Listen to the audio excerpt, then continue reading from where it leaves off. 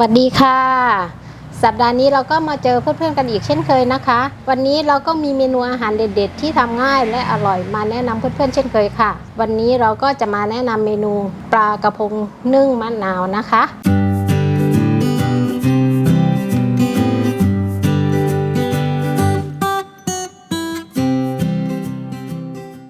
วัตถุดิบของเราได้แก่ปลากระพงมะนาวฝานไว้สำหรับแต่งตัวปลากระเทียมพริกจินดาหรือพริกขี้หนูสวนน้ำตาลปี๊บน้ำมะนาวน้ำปลาและน้ำเปล่าค่ะขั้นตอนแรกเราไปซื้อปลาที่ตลาดมาแล้วก็ให้แม่ค้าเขาถอดเกล็ดให้ก่อนนะคะแล้วก็มาล้างทำความสะอาดก็จะได้แบบนี้นะคะอันนี้เราทำสำเร็จเรียบร้อยแล้วก็ตอนนี้ก็มาเริ่มขั้นตอนนึ่งเปิดแก๊สเอาน้ำใส่ในหม้อนะคะ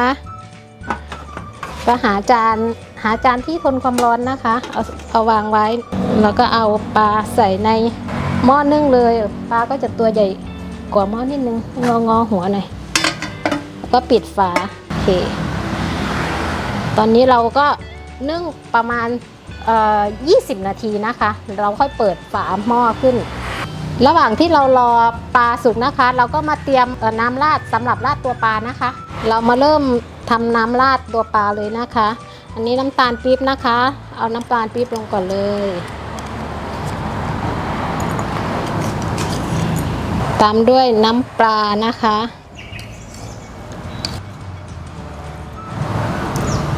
แล้วเราก็บีบน้ำตาลให้มันละลายก่อนนะคะ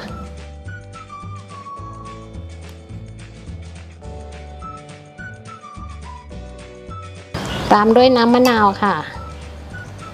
พอน้ำตาลละลายแล้วเราก็ใส่น้ำมะนาวเลยตามด้วยกระเทียมสับนะคะ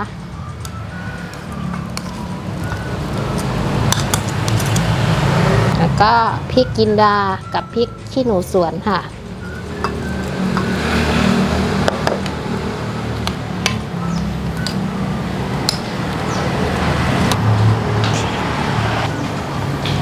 อันนี้ก็ได้น้ำราดเรียบร้อยแล้วนะคะพอน้ำราดเสร็จเรียบร้อยเราก็รอปลาสุกเราค่อยมาราดกันนะคะเดี๋ยวอีกสักแป๊บหนึ่งค่ะตอนนี้ก็ประมาณ20 นาทีแล้วนะคะเดี๋ยวเรามาเปิดฝาหม้อดูว่าปลาสุกหรือยังโอ้ดูกันสุกแล้วเดี๋ยวเราเปลี่ยนจานเลยเดี๋ยวปิดไฟก่อนนะคะ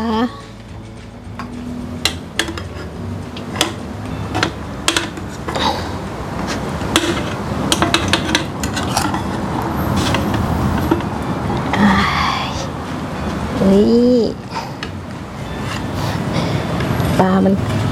ตัวยาวกว่าหม้อ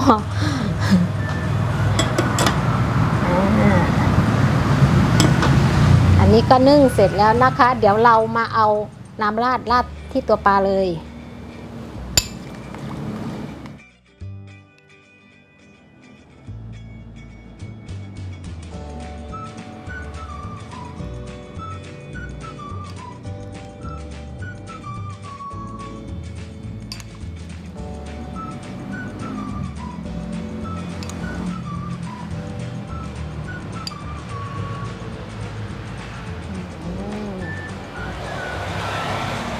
ตอนนี้ก็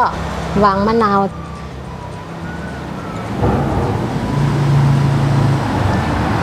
จัดมะนาวใส่บนตัวปลาให้สวยงามนะคะ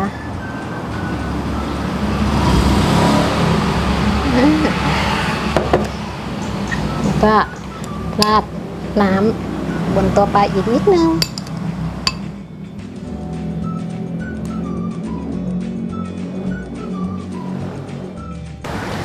เสร็จเรียบร้อยแล้วค่ะปลากระพงนึ่งมะนาวนะคะ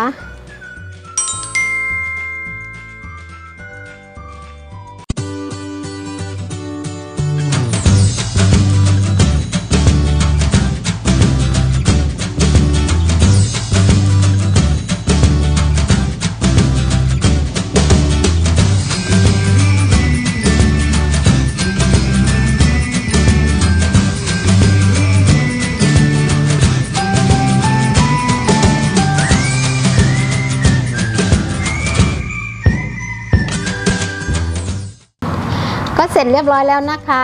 กับเมนูปลากระพงนึ่งมะนาวค่ะถ้าหากว่าเพื่อนๆชอบเมนูนี้นะคะก็ฝากกดไลค์กดแชร์และก็กด Subscribe เพื่อเป็นกำลังใจให้พวกเราได้ทำคลิปใหม่ๆมาให้เพื่อนๆได้ชมอีกในสัปดาห์หน้านะคะแล้วก็อย่าลืมกดกระดิ่งเพื่อติดตามเราจะได้ไม่พลาดโอกาสใหม่ๆที่เราทำคลิปมาให้เพื่อนๆได้ชมกันด้วยนะคะสำหรับสัปดาห์นี้ขอบคุณมากค่ะสวัสดีค่ะ